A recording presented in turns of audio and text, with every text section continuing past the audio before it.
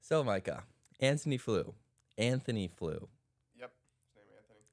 He was an English philosopher who, throughout his whole life, he advocated for atheism. And his big belief, he wrote a book about it, was called presumptive atheism, which is the idea that without evidence to the contrary, without evidence for God, everyone should just be atheist, starting out with that belief system. And as a philosopher, he made an important commitment to follow where the evidence leads. He was very committed to learning more things about the world.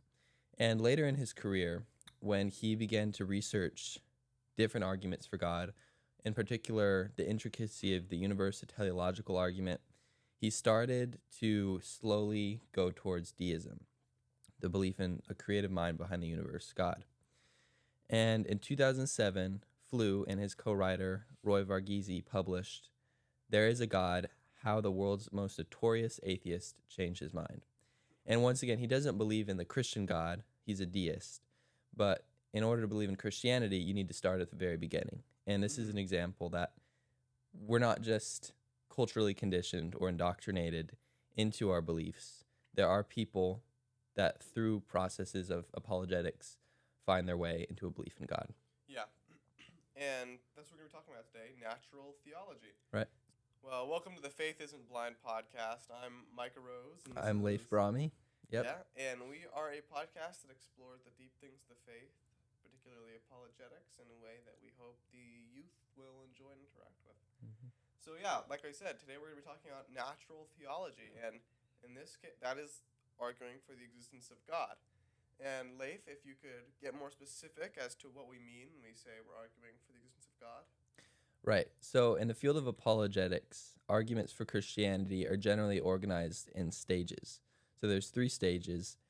And first stage arguments ask the question, does God exist? So these are the arguments that eventually brought Anthony Flew to his opinions on deism, right?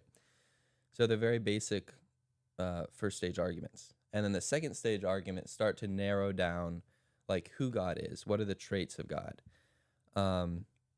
Some of the questions that might be asked in a stage are, is there one or many gods? Is God good, evil, neutral? Stuff like that could help narrow you down a bit.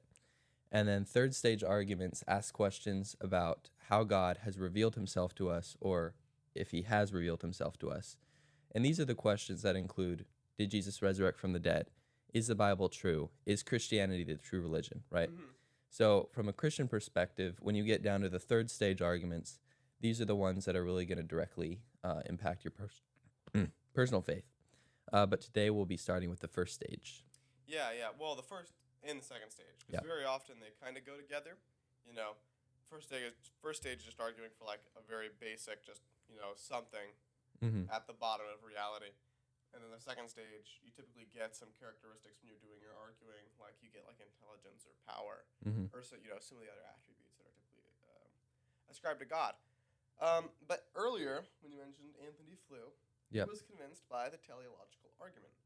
And a lot of philosophers find themselves convinced by this teleological argument. And it's widely considered to be the most powerful argument to both atheist critics and theistic philosophers alike. Yeah. So it's considered by, skeptics and theists alike that is generally the best argument. And teleological is a big word, but it just means design. And there's been a lot of design arguments. I mean, all the way down to Paul, he used design arguments in the book of Acts and elsewhere. But, and then, William Paley, he used his inference to design, which is the blind watchmaker. But the teleological argument, more specifically nowadays, refers to the fine-tuning argument, which is the fine-tuning of the physical constants and laws of the universe. So there are these laws, right, like gravity, electromagnetism, that sort of dictate how things work in the universe. Something called like the 4 fundamental laws. Gravity, electromagnetism, the strong nuclear force, and the weak nuclear force. Now, these laws have constants that determine how strong they are. Like there's a constant, big G, which determines the force of attraction between 2 bodies, like the strength of it. Mm-hmm. And the equation is just the relation. Um, but these constants, we find that when we look at them, they're in a very, very, very small area where life would exist. So, and what do I mean by that? So, if you take G, for example, and you take 0, possibly, we'll take that as the lower bound. G could have been 0. It's not. It's a very small number. It's just a very, very, very small number, near 0, but not 0. Mm-hmm. And then, possibly at least, gravity could be twice that. So it could be 2G. Well, we find if we set that as the bounds, the only place where life could exist on that scale is this little sliver right around where it actually is. And it's a 1 part in 10 to the 40th chance. Wow. A billion times. So if it was a little stronger, the stars like our sun would burn out too quickly for life to evolve. If it was weaker, then stars wouldn't form at all, Mm-hmm. leaving the universe dark and lifeless. So there's more examples, like dark energy, which is also extreme, which is the constant that regards the it's called the cosmological constant, and it tells you how fast the universe expands, pretty much. And it's also incredibly fine-tuned. The fraction of 1 to the 120th power. So that's like being in a car and your speed has to be exactly like 0.00, has to be accurate to 0.000 and like 40 zeros, 1 miles per hour. You know, any tiny deviation and the car goes awry. You know, if it expands too fast, then stars, galaxies, planets would never form. And if it were to expand a little bit slower, then the universe would collapse back on itself in the Big Crunch right after the Big Bang. The third example of this, and I think the most important, especially for refuting the counter-arguments to this, is the low entropy of the universe. So entropy is a measure of disorder. And at the beginning of the universe, there was a state of very, very low entropy. So everything was very, very highly ordered, right? And then, you know, it exploded from there. It was like a perfectly stacked deck of cards. The probability of having that particular level of entropy is 1 to the 10 to the 123rd power. A number so large you could never write it out. If you had all the printers in the world printing zeros, you would never print out enough zeros to decide to give you an idea of how big this number is. But I will say for that one, that's not the chance that a life-permitting level of entropy would be there.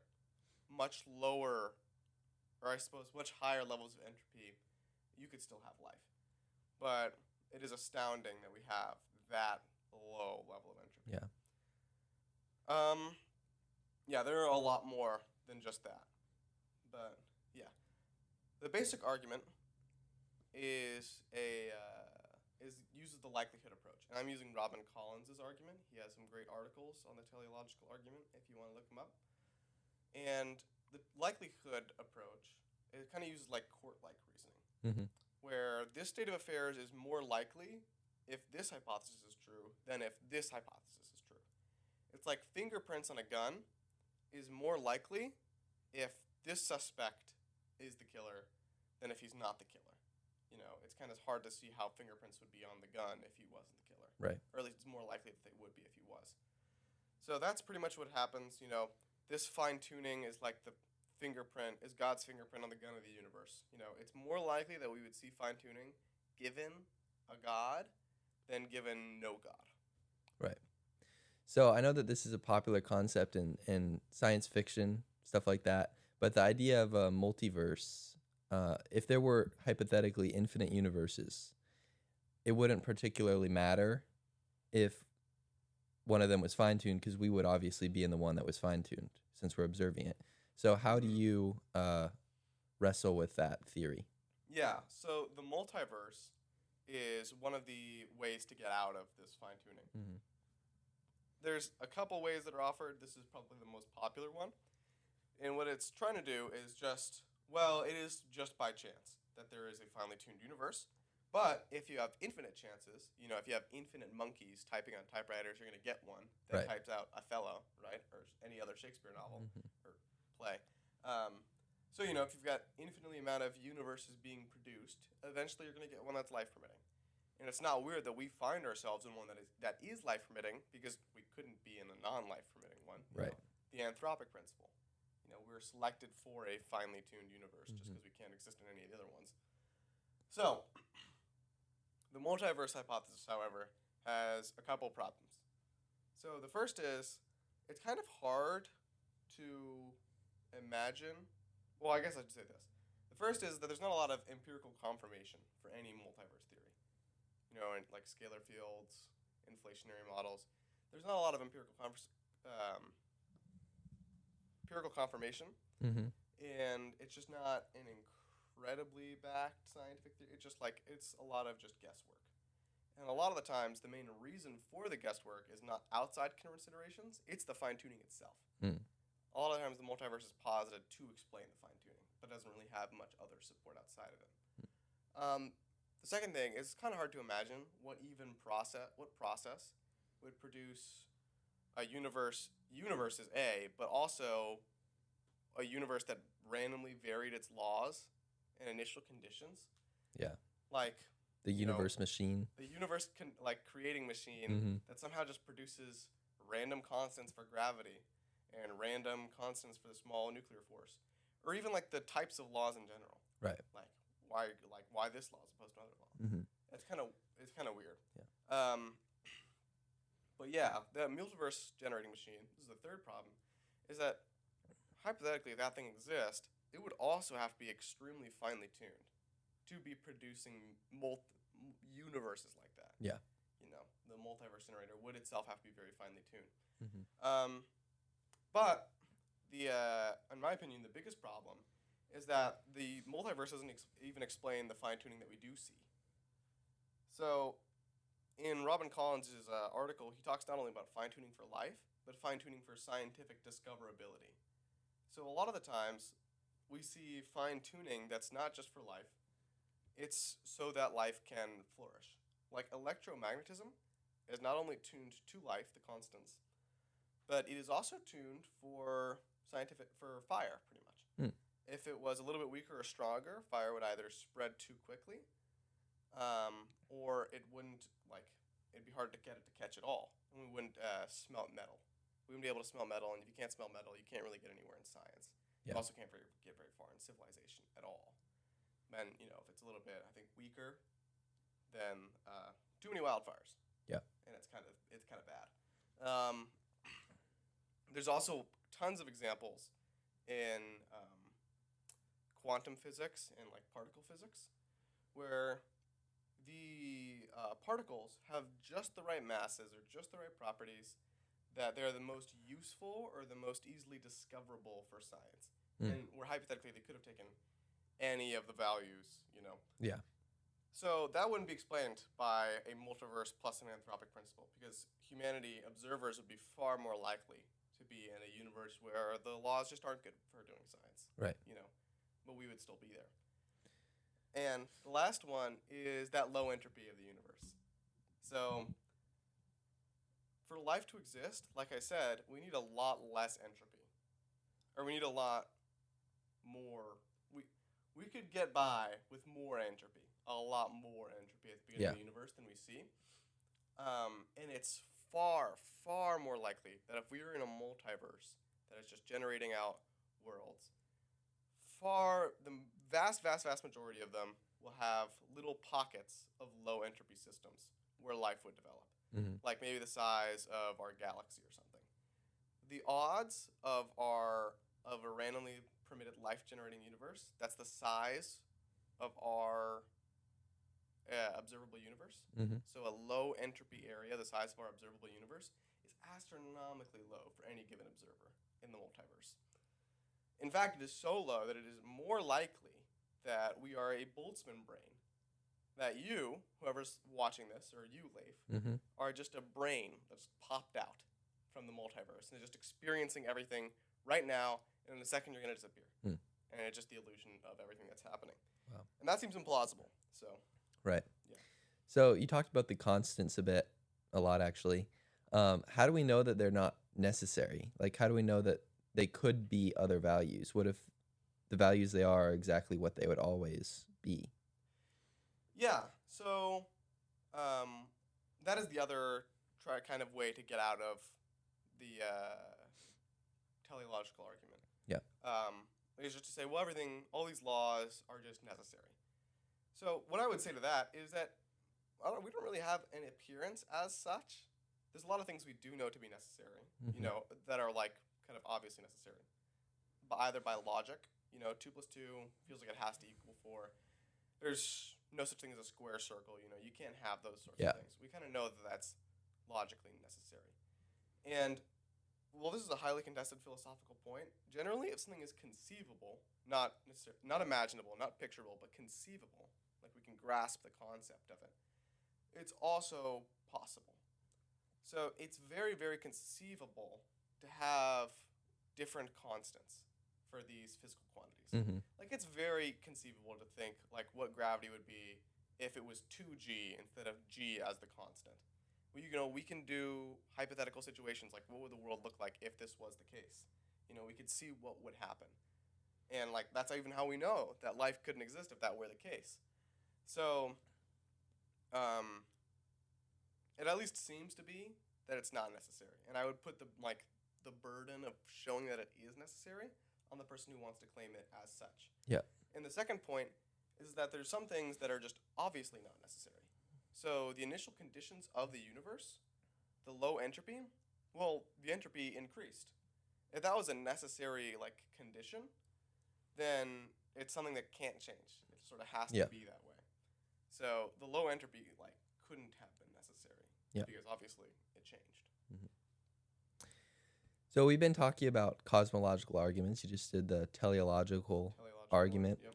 But there's another common cosmological argument that's often used, and it's called the Kalam cosmological argument. And it's more commonly thought of as the causation argument because it deals with... Tell me about this. Yeah, it deals with original cause. Mm. So the first premise is that everything that begins to exist has a cause. So just think about everything in the world, the universe, everything around you. The books, they have the cause, the author, the printing press, the materials they made of, an efficient cause, which is the printing press or the author that brought it into being, and then the material cause, which is the materials. That is acted upon. Yeah. Right. We have efficient and material causes, right? Just anything that we could conceive of in the universe came out of something, a prior state of existence, right? So it's logical to assume that everything that begins to exist has a cause based on our intuition. Mm. And that leads to the second premise, which is that the universe began to exist. And to defend this, you could kind of just appeal to what's generally accepted standard model of cosmology, which is the Big Bang. That our universe began at some point, 14 billion years ago, with a singularity. All the matter and all the energy that existed now existed then, and ever since it's just been expanding, getting farther apart, losing heat, and slowly working towards thermal equilibrium. Right, and also increasing entropy. Well, why is that important? Do tell. Right. So entropy, which began as a very low entropy at the beginning of the universe, entropy increases towards thermal equilibrium. So if the universe did not have a beginning at some point in the past, and entropy increases as it does according to thermodynamics, we would have already reached a state of thermal equilibrium. Mm-hmm. But based on our measurements of the universe, we see that the universe is still expanding, it's still cooling down, and we have not reached thermal equilibrium. We exist. And right, we're still here. There would be one particle in 78 light years from each other. That's how bad the heat death is, and obviously we're not at that state, Right. Yeah. So since that we're still in a universe that is expanding and not at thermal equilibrium yet, we could generally trust that the Big Bang had a beginning. It right. Go on from eternity past. Right. So that's the second premise, and based on these two premises, everything that begins to exist has a cause, and the universe began to exist. We can imply that therefore the universe has a cause. Okay. So. Well, let me push back on some of your premises, because if the premises are true, then the conclusion follows, right? Mm-hmm.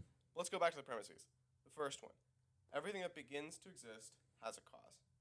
I would sort of challenge your, first of all, your statement of that, but also your idea of how you're getting that.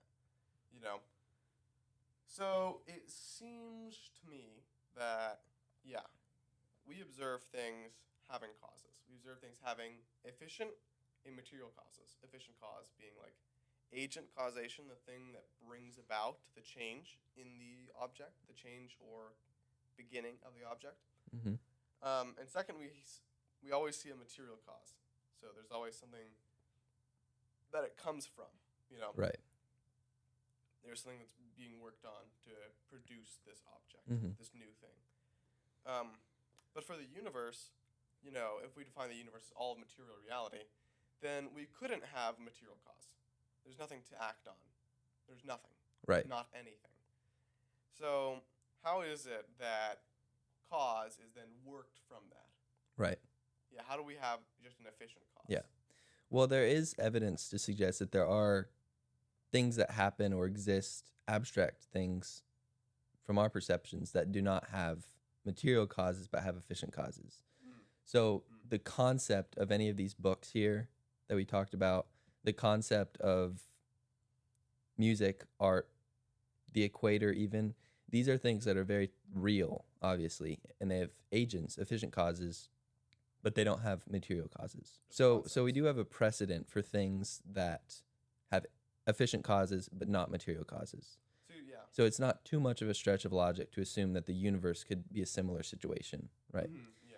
And if need be, you could also just change the argument to say that everything that begins to exist has either an efficient or a material cause, because that's still consistent with what we see around us. It either has an efficient or material. Many have both, right? Yes.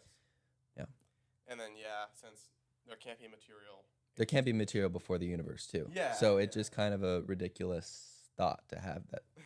If there's material before the universe to work with, it would just be more universe. It would just be more universe. Yeah. Right.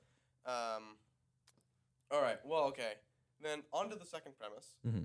You know, I'm not going to contest everything which begins to exist has a cause more, because I don't think many people that aren't philosophers are really concerned with that. That seems pretty intuitive to most people, that things don't just pop out of existence on a cause all Right. the time.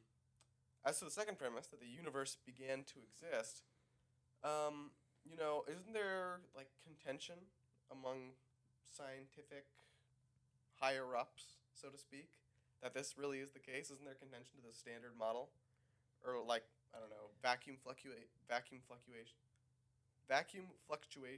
I've heard thrown around, you know, Mm-hmm. or like quantum models, like quantum stuff just appearing from nowhere. Yeah. Well, for your mention about the argument about the model of cosmology, I'm not aware that there's significant, serious disagreement with the Big Bang Theory right now. If there is, it may just be a result of arguments like this. I think it's generally pretty accepted. And what you said about the quantum virtual particles is also a good point. That's a big disagreement that people have with the first premise. There are people who argue that since we see virtual particles seemingly arise out of nothing in these quantum fields, that's evidence that things could arise out of nothing. But I don't think the quantum vacuum is really a good example of arising out of nothing, because it's still a form of prior existence. It's a prior state, right? There's energy fields there that fluctuate that these particles can arise out of. It's not true nothing. So yeah, it's not even coming out of nothing. Right. It's coming out of the energy field. Yeah, it's not something there. coming out of no time, no space, no matter, no energy. It's coming out of a field, but there's still something there. Oh, okay. Right. So once we've established that the universe has a cause, there are certain traits of this cause that you could surmise based on the universe itself. So one of the traits is that this creator, in a way, would have to be timeless, and it would have to be immaterial, because these are two things that are resultant from the beginning of the universe. So if this original cause existed before the universe, outside of the universe, it could not possess the two traits that began at the universe. Yeah, so there literally wasn't time and there wasn't space before the universe. Yeah. I should say sans the universe, because it's not really a before, you know. Right. So, not this logical thing to think. couldn't have time or space, temporal or spatial properties. Right. And it would also have to be enormously powerful, because just think about all of the matter and all of the energy that we have now in the entire universe. We've touched barely any of it with our research, created in one singularity, just out of nothing. That would have to take immense power to do that. And it would also have to be a personal mind possessing agency in creating the universe from a timeless state. Because if there's nothing, there has to be a reason and an action to create something out of nothing. It doesn't happen naturally because there were no natural laws. There was nothing before then. So in order to have the intentional event of the existence of a universe, there has to be a decision made by a mind. There is a theory about time states, like a state of time resulting in a universe after that or something. But once again, it's just not. That's another thing that has sprung up kind of as a explanation for this after the argument came about, that's not really based on much scientific agreement. And it is really difficult to conceive of a reason for the existence of a universe before any time, material, energy existed. So I think a agent is the most logical reason. I'm trying to think of what things are timeless, spaceless, and can also have causal power. And I don't think there's many. Right. It feels like there's generally. It's like there's minds, consciousness. Of course, you could say the whole alien simulation thing, but that just keeps going backward. They're not timeless and they're not spaceless. Right. Yeah. They definitely exist in time and space. And abstract objects. Well, no, but abstract objects don't have any. They don't have agency. Like 4 doesn't cause anything. Yeah. And then the last thing is singular. And this is just based on Occam's razor. The most logical, like the simplest explanation is generally the most logical explanation. There's no reason to assume that there would be more than one agent for this event if the simplest explanation is that there's a singular agent. You just cut out polytheism just because. Right. Why would you need need more gods? To create the universe Exactly. as opposed to just one. Yeah. You know? All right. Well, then let us move on. We talked a lot about more scientific arguments from the universe and such, and just the way that it is. But now let's move on to something a little bit more personal.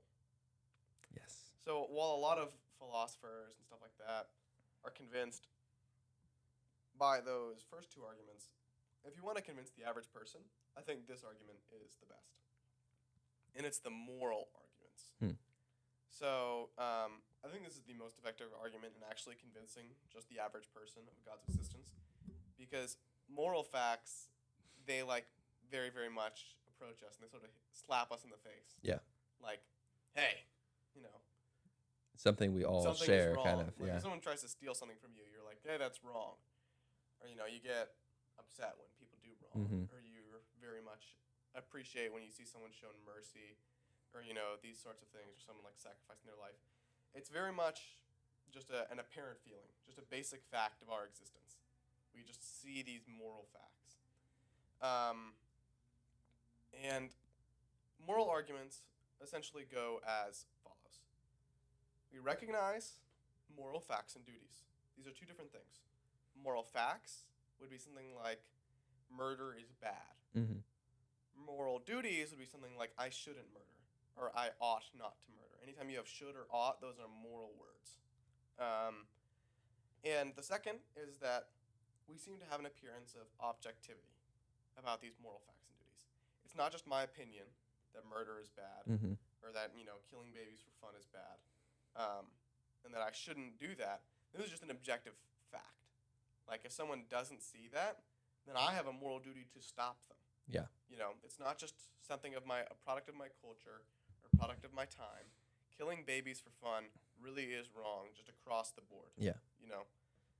And then you sort of ask, well, how can this be? How can there be objective moral facts and duties?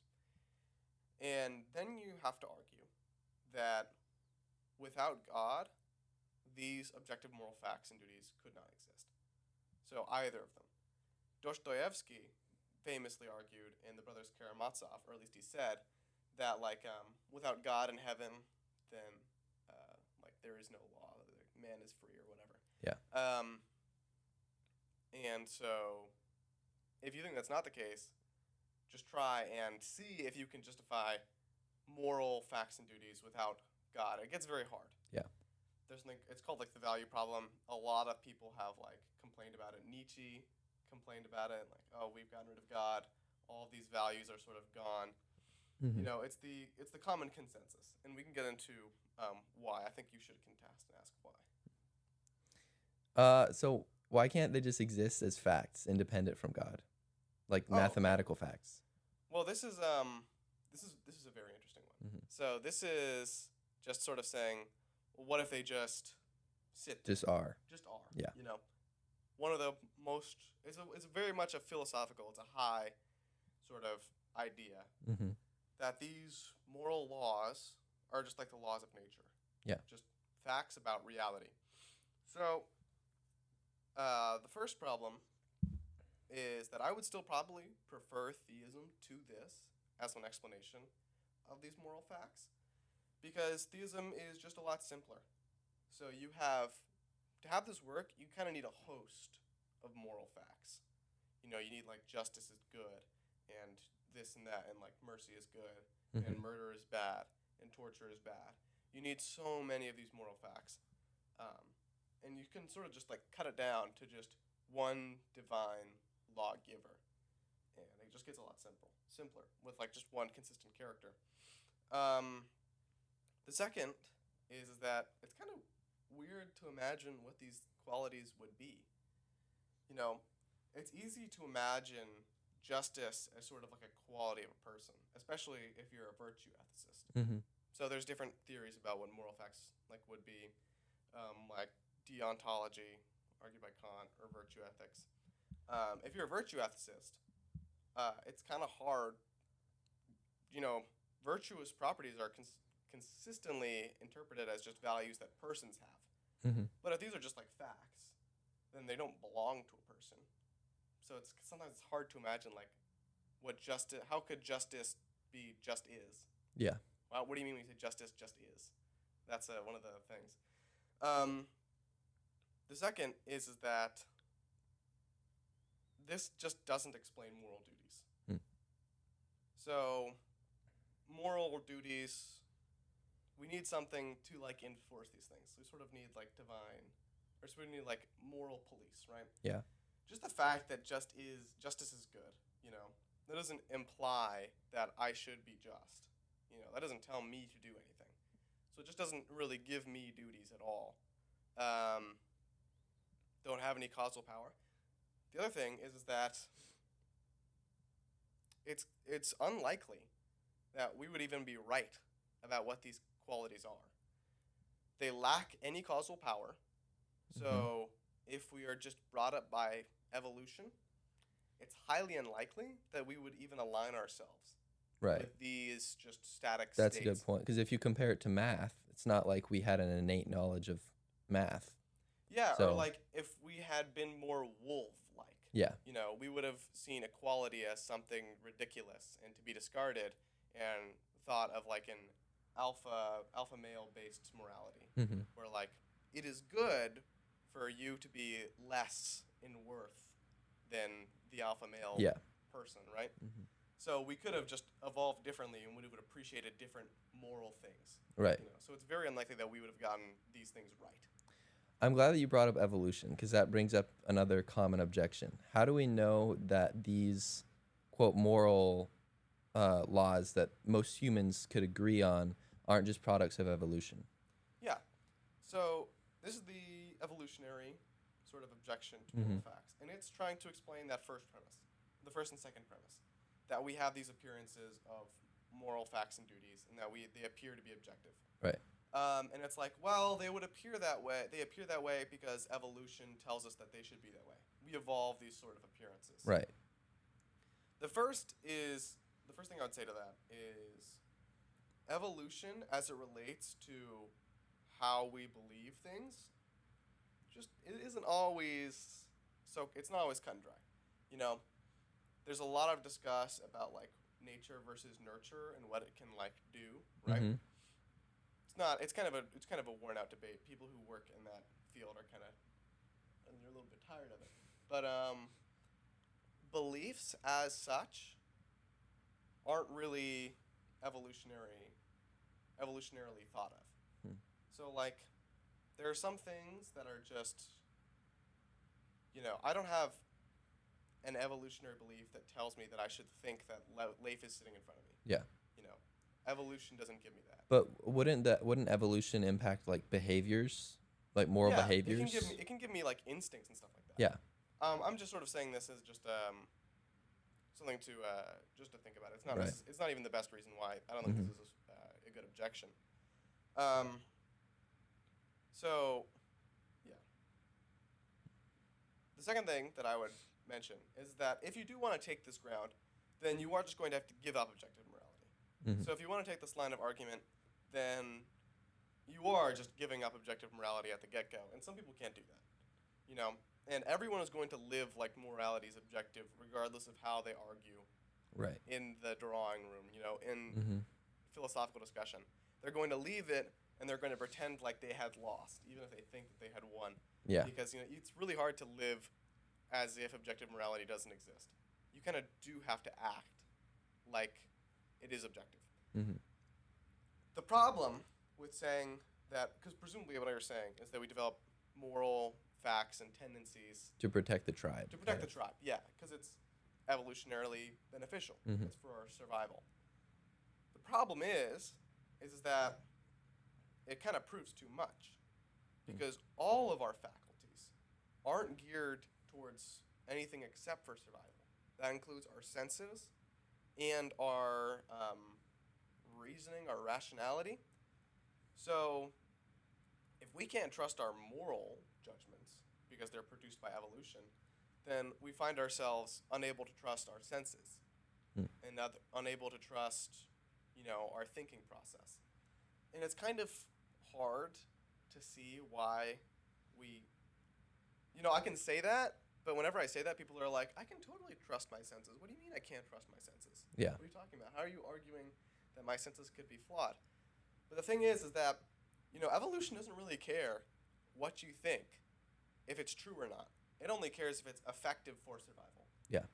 So if I have the belief that tigers are cuddly and they're very friendly, and I have another belief that says the best way to the best way to be friendly and cuddly towards tigers is to run away. That is just as effective as in producing survival-based behavior as the belief that tigers are dangerous and that I should run away. Just as effective. Right. So it doesn't really matter if the beliefs are true. As long as they produce the right result, evolution doesn't care. Mm-hmm. As long as the instincts and the tendencies produce the right sort of actions, it doesn't matter what they are. Evolution doesn't care. Mm-hmm. So if you want to say that, moral appearances and feelings and stuff like that can just be explained by evolution, then yeah, so can rationality. Right. So can what we see, what we hear, Mm-hmm. It's impossible to know if our eyes or our ears are even telling us the truth, Yeah. I mean, this gets into some weeds, but that's what I would say. Makes sense. Makes sense. Have any other objections? Yeah, I have one last one. It kind of contests that everyone believes the same morals. Because you have so many countries, obviously in the past, you could argue that our moral state as humanity has improved slightly over time in some senses.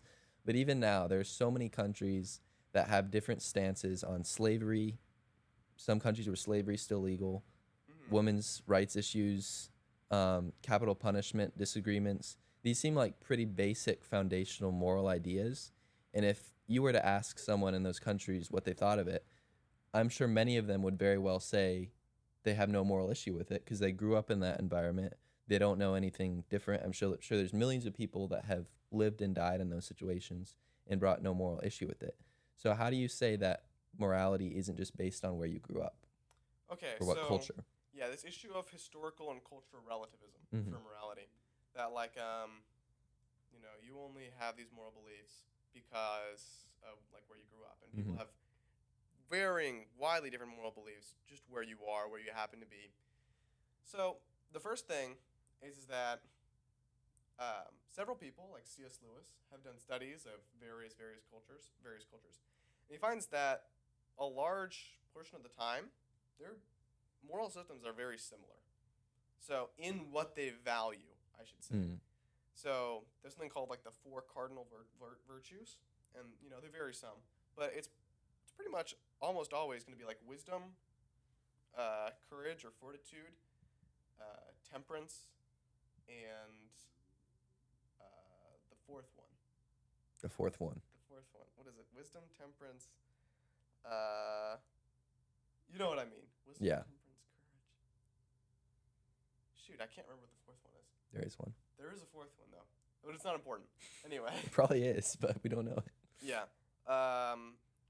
The difference in moral, action Mhm. often comes from a difference in fact. So there's a culture, there's like Native American cultures where when people get old, they view themselves as a burden on the tribe, and they just sort of walk out into the forest and they just die, because they think that that's the best way to help their tribe. There's another example of some primitive cultures who will kill their old people of the tribe, like their grandparents and stuff. And it's very ceremonially, because they think that by killing them in this ceremonial way, they give them a much better afterlife. So they think that they're doing a moral good just because their facts are wrong. So the ends are viewed as morally good. Yeah. So even though the means seem cruel. Yeah, even if you take something as ridiculous or as crazy, seems morally abhorrent, as the Aztecs sacrificing hundreds of people. In their mind, it is a fact that if they don't do this, the rain won't fall and everyone will starve. So they're just making a moral judgment based on what they think will produce the most good, which will save the most life. Yeah.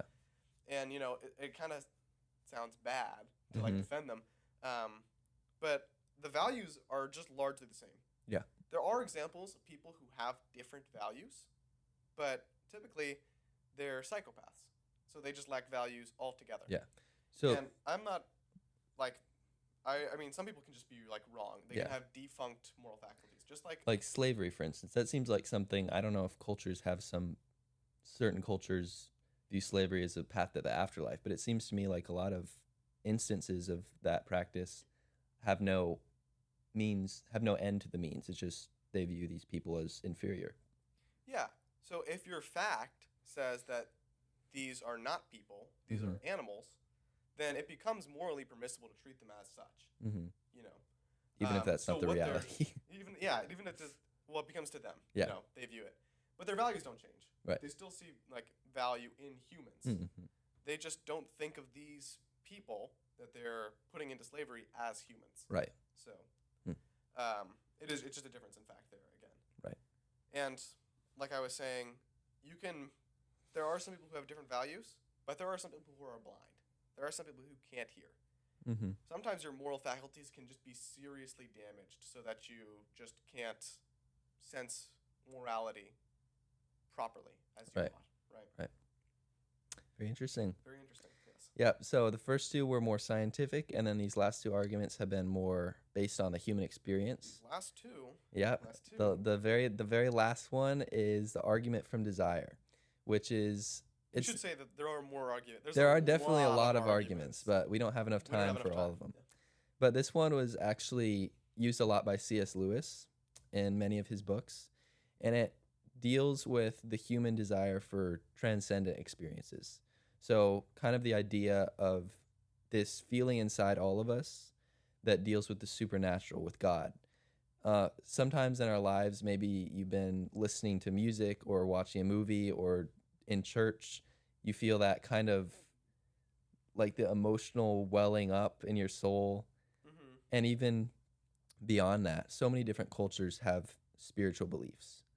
Nearly every culture that we have documented has gods. And the ones that don't have gods do have some sort of belief in the supernatural, spirits.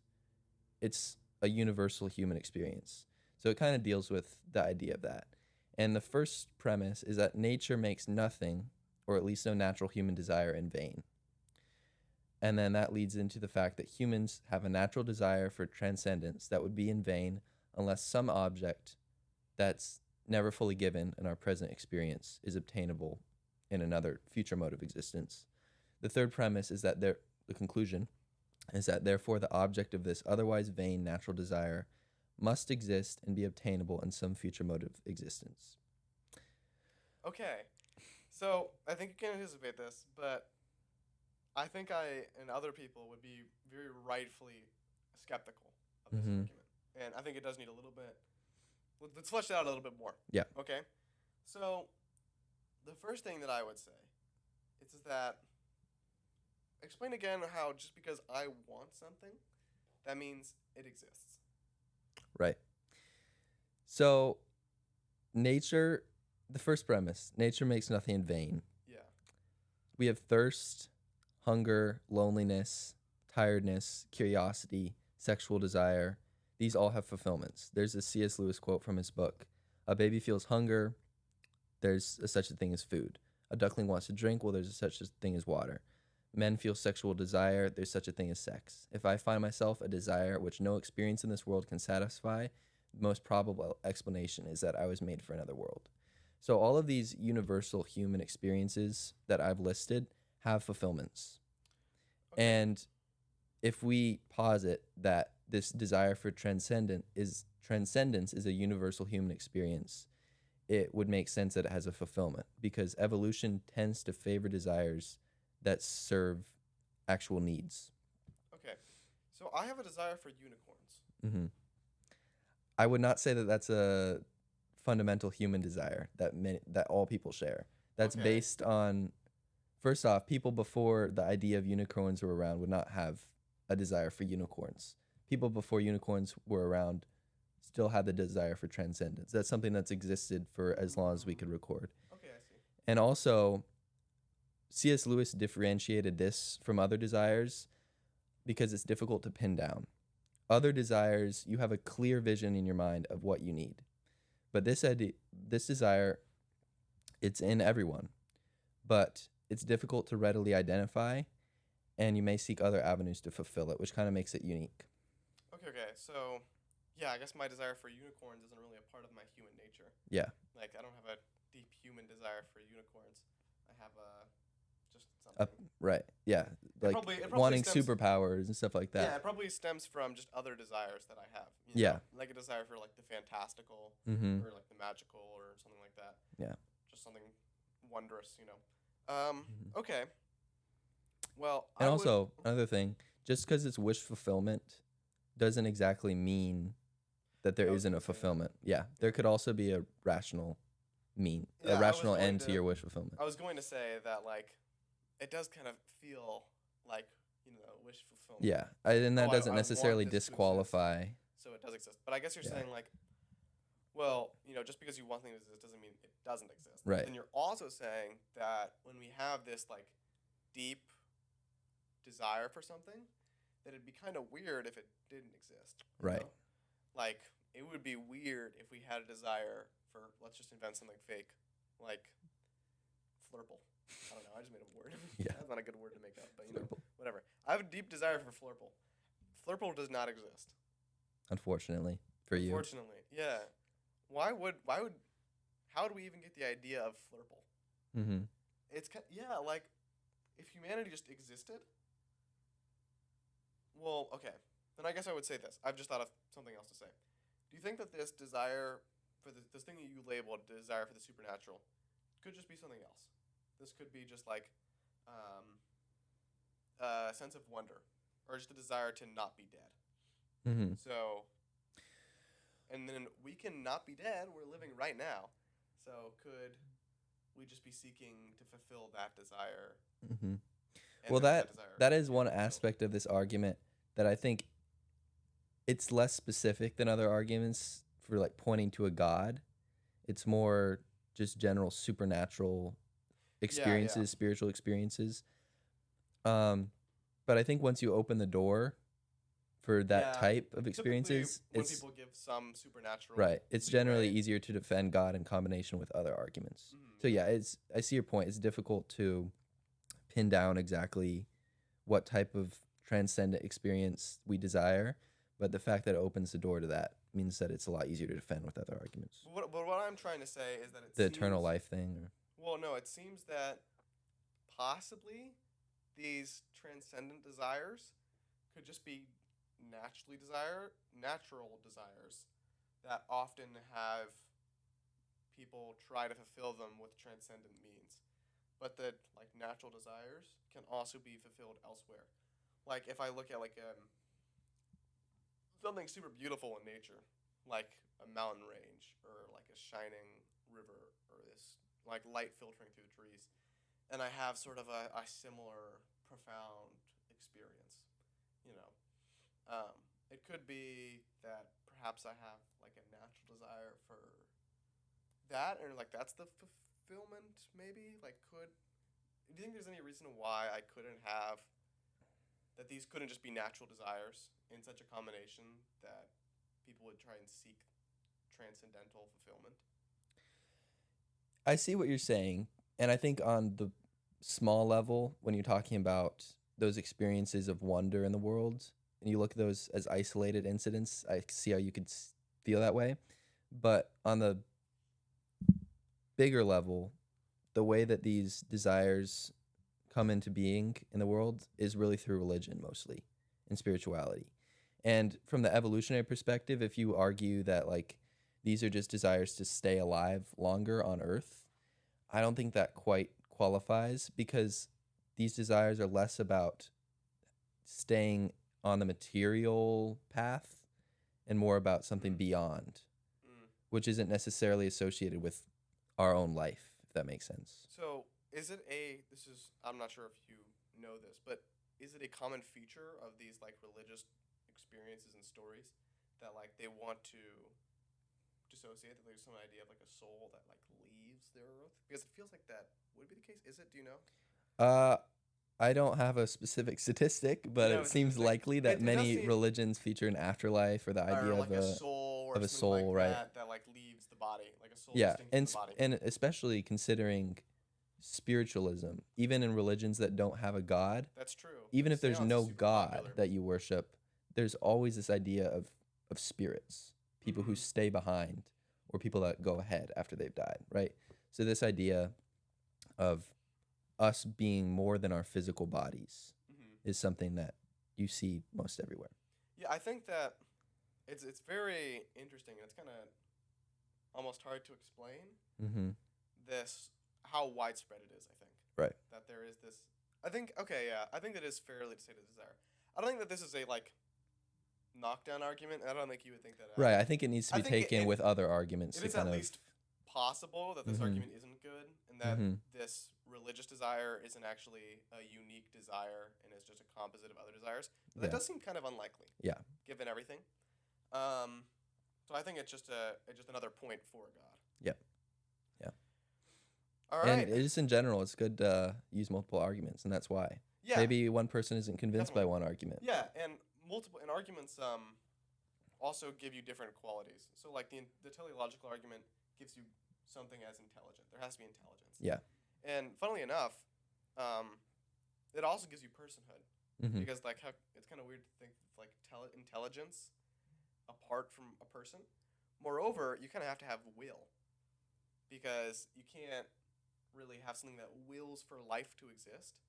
Or it seems like the universe is aimed towards life existing because of the constants, Mm-hmm. which means that you also have something that can have aims, Right. can have like desires or goals, or at least some sort of volition, you know. So, Yep. yeah, having multiple arguments gets you closer to a god. Mm-hmm. And you can also get some from the moral argument as well. Yeah. We didn't talk about that very much. So we've been talking about a lot of different arguments for God today from a logical perspective. But Micah, do you think that it is possible to prove God's existence beyond a shadow of a doubt? I'm not sure you can know much beyond a shadow of a doubt, Yeah. except that I exist. Right. I think that the I exist is all I can know beyond a shadow of a doubt. Mm-hmm. But I think that I'm rationally justified to trust my senses, Mm-hmm. or at least it's kind of ridiculous if I say that like everything falls apart if I say that I can't. Mm-hmm. You know, because then how would I know that I shouldn't trust my senses if I can't trust my senses? Mhm. Because my senses delivered to me the idea that I can't trust my senses. So everything just sort of rationally falls apart if you can't trust your senses. Yeah. So I think that if my 5 senses were to confirm God, then it's hard to imagine how I could doubt. Mm-hmm. I mean, maybe I would think like, I don't know, I'm hallucinating. If I had some reason to think that I was like hallucinating that, or that it wasn't real. Yeah. But if I have no reason to think that, and my 5 senses confirm it, then I have really no reason to doubt. Yeah. It's not like that it's impossible that I'm wrong, but I at least have no reason to doubt. I think this is another important question. The title of the podcast is Faith Isn't Blind. Mm-hmm. And we've been talking a lot about logical evidences for God. So if you could believe in God through logic, what is the role of faith? Okay, so faith is so often, I think, misinterpreted Mm-hmm. as belief despite evidence or Right. belief without evidence. Blind belief. I think that faith is just very profoundly different from that. Faith is the evidence of things hoped for, the assurance of things not seen. There's evidence in that phrase, the evidence of things hoped for. Mm-hmm. Then it's assurance. So I think faith will sometimes ask you to believe beyond what there is evidence for. So, you know, if I'm like 60% sure that God exists, I can Faith have might be the faith 40. and just act like I'm 100% sure. Mm-hmm. That would be faith. But it's not like I'm believing despite evidence or without evidence. Yeah. It's that, you know, sometimes faith is asking me to go beyond. Yeah. Moreover, faith is sort of like a commitment to what I do believe. That's what I was going to say. Yeah. Yeah, I think faith is exactly. It's a commitment more than it is just jumping into the void. Mm-hmm. I think it's trusting in what you've learned and what you believe and what you value in your life and holding to that despite passing moods, things that might change in your life. Yeah, so Yeah. there's like a story about a guy who has like a barrel full of like potatoes, and he weighs in, it's like 150 pounds. Mm-hmm. And then he walks a slack line across Niagara Falls and then back. And there's a crowd of people watching him. You know, they applaud Mm-hmm. when like he is On the rope. on the rope Making and when his he way. makes it. And then he's like, "How many of you think that I could carry a person across this river?" And they have plenty of evidence, and everyone raises their hand. Mm-hmm. And then he's like, "Great, who wants to get in the barrel?" And No no one one did. raises their hand, right? So they, you know, they believed. Yeah. But they didn't have. Didn't want to faith. trust their belief. They so didn't have much. faith Yeah. that he would, which would be acting.